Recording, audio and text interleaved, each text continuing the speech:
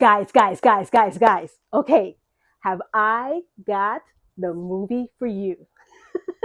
I just came back from the movie theater, so I'm a little bit hyped, but I feel confident in saying that this is one of my favorite movies of 2024 so far. I am talking about The Substance, okay?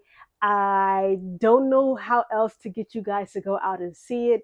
I didn't hear a lot of talk about this movie until recently, so by the time I upload this, I think a lot more reviews will be out online. But one of my favorite movies so far this year. And let me get into why you should watch it. This is a story about an aging, iconic celebrity actress, Elizabeth Sparkle, who is played by the amazing Demi Moore.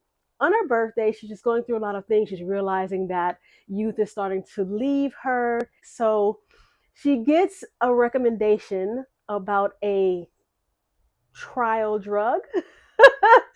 And it's, for lack of a better word, called the substance. And it promises to give her a better you, a better her. And um, it makes basically a clone. And you have this story of a woman who now has a younger version of herself out in the world. And there are certain things that you have to, certain rules that you have to follow if you use this substance. One of them being no matter what, you have to switch the other you every 7 days. Of course, like the trailer says, there's been an abuse. There comes a time where there's an abuse of the substance abuse. Get it? Such a great movie. Um, so yes, and there are consequences when you abuse the substance, and that's for me to know and you to find out. But I like this movie because this is the only movie I think I've ever seen where the movie could have stopped. The movie is 2 hours and like 30 minutes, roughly 2 hours and 20 minutes to be exact. And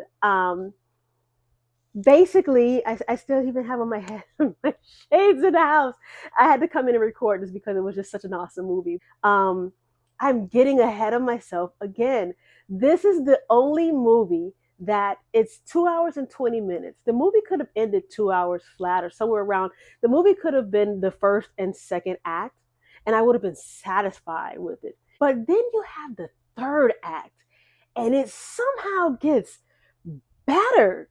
Usually, when you have movies, it's like if they would have just stopped it at this point, it would have been a great movie, but it kept going on. No, this movie goes on. I don't know. It's like football, Super Bowl in overtime.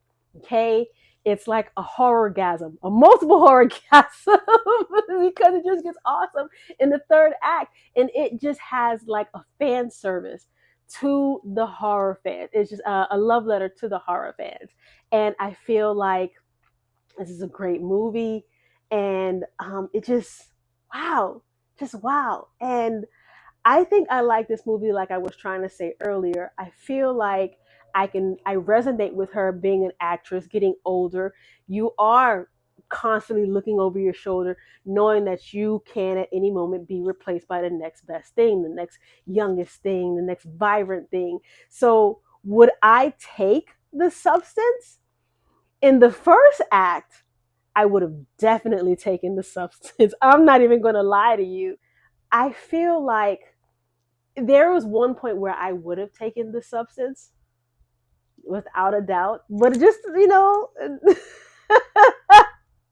with all this is a horror movie, so I know now what, of course, Demi Moore learned all too late. I kind of feel like they probably should have picked another actress than Demi Moore. Demi Moore kills it. Demi Moore absolutely kills it, but she's gorgeous. It's almost like a joke to have Demi Moore. You want me to believe that she has a problem with aging? No, she's beautiful in this movie. She's beautiful.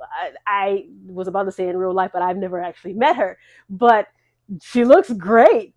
She looks absolutely phenomenal. How they got her to agree to this wild ass movie is beyond me. But please treat yourself to this movie because it is fun, it's full of gore. I am not the biggest body horror person. I'm more of a psychological thriller type girly. Give me my slashers, especially my 80s slashers. I love that. But body horror makes me like cringe up and do all kinds of weird movements. And I don't like that. I don't like cringing the way that body horror makes me cringe. But this movie does it so well. And to me, a sign of a good horror movie is when one, the whole theater is laughing together at certain parts, and they're also cringing at certain parts. But not only those two things, when you leave a horror movie wondering, what the fuck was the budget for the blood and special effects? You know you're onto something.